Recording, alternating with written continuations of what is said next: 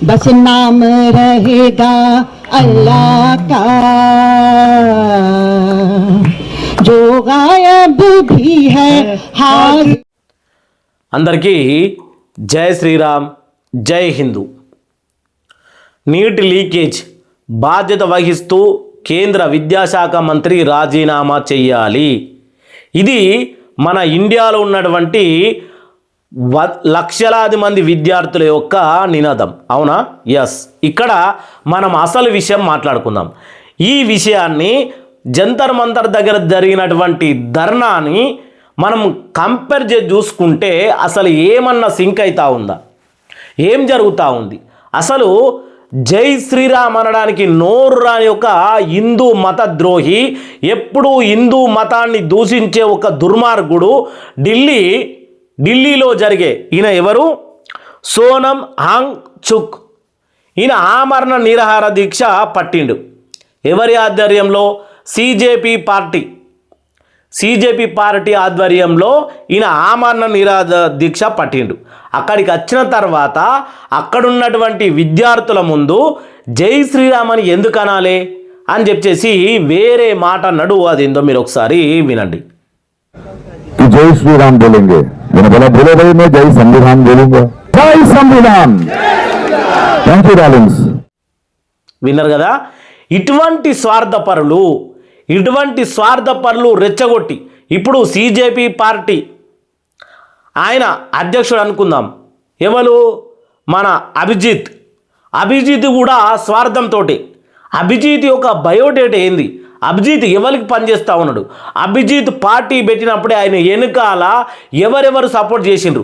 ఒక అఖిలేష్ యాదవ్, రాహుల్ గాంధీ, అలాగే ప్రకాష్ రాజు, ఇంకా చూసుకుంటే మమతా బెనర్జీ, వీళ్ళందరూ ఈ సిజేపీ పార్టీ వెనుకాల ఉన్నటువంటి, అలాగే మనకు ఇంకా ఢిల్లీలో కేజ్రీవాల్, వీళ్ళందరూ సిజేపీ పార్టీ యొక్క మద్దతుదారులు. వీళ్ళందరూ భారతదేశ ద్రోహులు కాదా? మమతా బెనర్జీ వెస్ట్ బెంగాల్లో హిందువులందరినీ తరిమి కొట్టలేదా?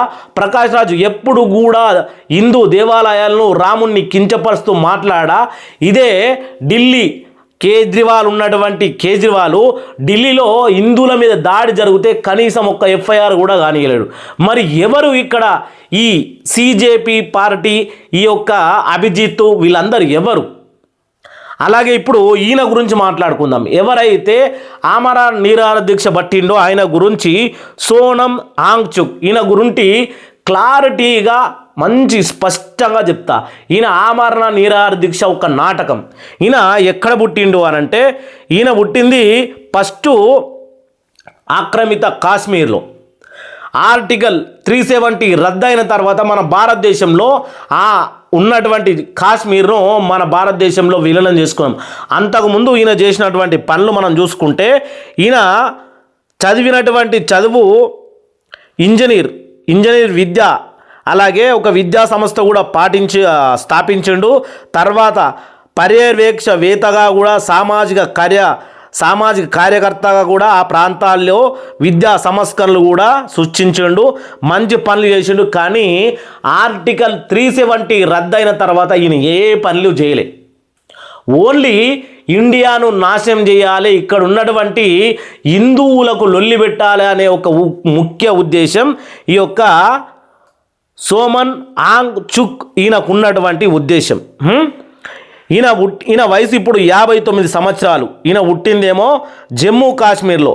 ఇప్పుడు ఈయన పాఠశాలలో పనిచేస్తున్నటువంటి ఎన్టీఐ శ్రీనగర్లో బీటెక్ క్రిటికల్ అనే విద్యా సంస్థలో పనిచేస్తూ ఉన్నాడు. అక్కడ పనిచేసేటోడు పని చేయకుండా సడన్గా ఈ యొక్క దీని ఏమంటారు, ఆమరణ నిరాహార దీక్ష ఎందుకు పట్టిండు? ఒక్కసారి మీరు అర్థం చేయాలి.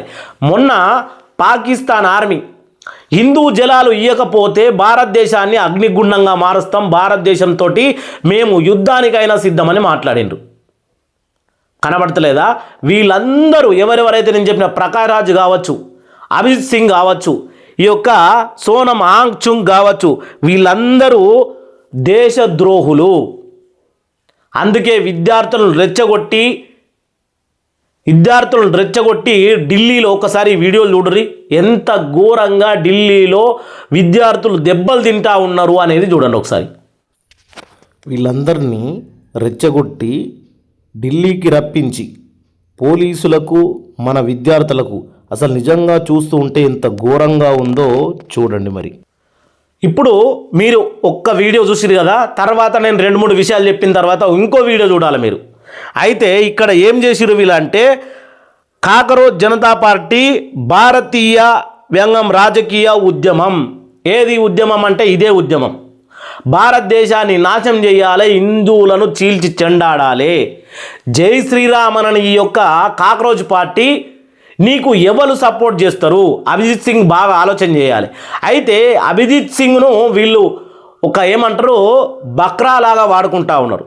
అంటే ఒక మనం దేవతకు పూజ చేస్తే గొర్రెను వాడుకుంటాం చూడు, ఆ మాదిరిగా వాడుకుంటా ఉన్నారు.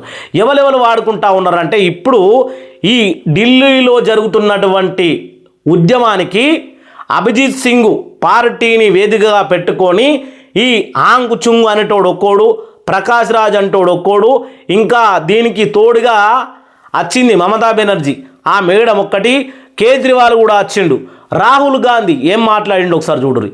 This country has a majority of young people.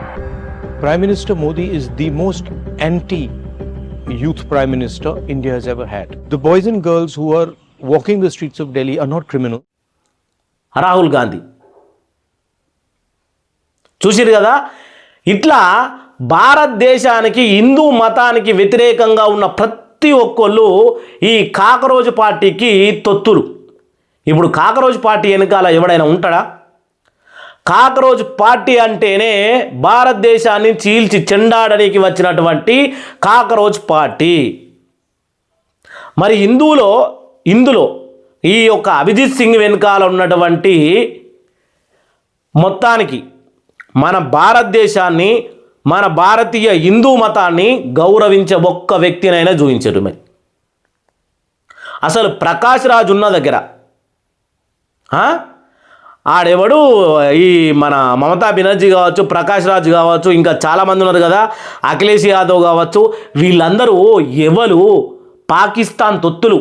Rahul Gandhi 2001లో పార్లమెంట్ల మీద దాడి జరిగినప్పుడు ఈయన పేరు మంచిగా పెట్టుకున్నాడు, ఈయన పేరు కూడా సోనం ఆంగ్ చుక్. ఏడిపోయినావు నువ్వు? 2001లో పార్లమెంట్లో డైరెక్ట్గా దాడి జరిగింది, అప్పుడు రూలింగ్లో ఉన్నది కాంగ్రెస్. తర్వాత 2004లో పంజాబ్లో దాడి జరిగింది, అప్పుడు ఏడిపోయినావు నువ్వు? అప్పుడు కూడా వాళ్ళు ఉన్నారు మన ప్రధాని గారంటే మన్మోహన్ సింగ్. 2008లో 26/11/2008 ముంబై దాడి, 5 చోట్ల కొంత వందల మంది దారుణంగా చనిపోయిండ్రు. ఈ పాకిస్తాన్ సపోర్ట్ చేసే కొంతమందికి మనం బుద్ధి చెప్పాలి. అందుకనే యువకులారా మేలుకోండి. ఎవడిని అదేమో ఒక విషయం ఉంటుంది, తల్లి ఏ రూపంలో అయినా రావచ్చు, కానీ వాసన పట్టే కొడుకు గుర్తించాలి నా తల్లి ఎవరు అని. తెలివి లేకుండా ఈరోజు ఢిల్లీలో ఒక పార్లమెంటు మొదటి వానాకాలం సమావేశం జరుగుతున్నటువంటి సమయంలో డైరెక్ట్ పార్లమెంటు మీదనే దాడి చేయడానికి మీరు ఉగ్రవాదులా? కాదు కదా. నీట్ పేపర్ లీకేజ్ అయ్యింది, దాని మీద విద్యాశాఖ మంత్రి రాజీనామా చేయాలి. ఆడ ఎవరు కూర్చోబెట్టాలి అంటే ఈ రాహుల్ గాంధీని, లేకపోతే ఈ సోనం ఆంగ్ చుంగ్ కానీ వీళ్ళని కూర్చోబెట్టాలి. ఫస్ట్ విద్యాశాఖ మంత్రిగా భారతీయ జనతా పార్టీలోకి ఈ సోనం వాంగ్ చుంగ్ కానీ తీసుకోవాలి. తీసుకుంటే కరెక్ట్గా సూట్ అవుతుంది. ఇప్పుడు ఈ చూడురి కొన్ని దాడులు ఎట్లా చేస్తూ ఉన్నారు. ఈ ఎవరైతే అభిజిత్ సింగ్ ఆడైతే మొత్తం డైరెక్ట్ ఓవర్ యాక్షన్ చేస్తూ ఉన్నాడు.